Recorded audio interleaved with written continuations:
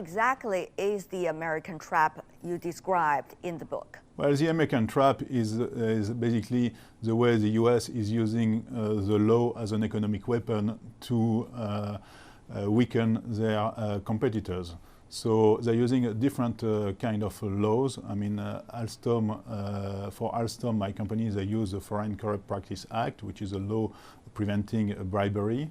On the other side, you know, they use against BNP Paribas, the French bank, and against Huawei and ZTE, another law against American sanctions.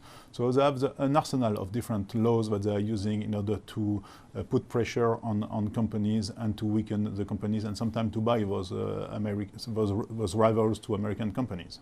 It sounds like you have a lot of resentment against the American extending their internal law to deal with companies that are global. Is that what you're trying to say?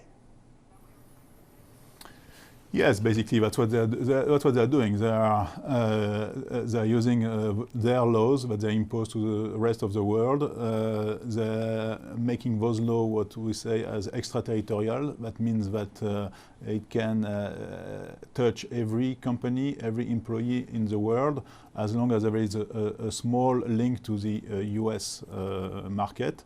So, for instance, you know, all companies who make transactions in US dollar, or all companies who send email who are routed through US server, they consider that those companies are under US law. So even if you make a trade between China and Vietnam, but the contract is in US dollar, the Americans think they have jurisdiction over the companies who are involved in such a transaction. So by doing this, basically they impose their law to the rest of the world, and their vision of the law, and using this to sometime, you know, destabilize big companies who are their rivals. Frederic, when you are talking about these accusations against the U.S., where are your evidence? Or is it conspiracy theory? Some would ask. Well, I think now, first of all, I mean, in the Alstom case, all the evidence are in the book, so and nobody has challenged those evidence so far. Now, with Mr. Trump in power, I think nobody can say it's a conspiracy, because he himself put it out loudly. You know, when, for instance, I can give you two examples. When Mr. Trump says that he's going to go after European companies who are going to construct the Nord Stream gas pipe between Russia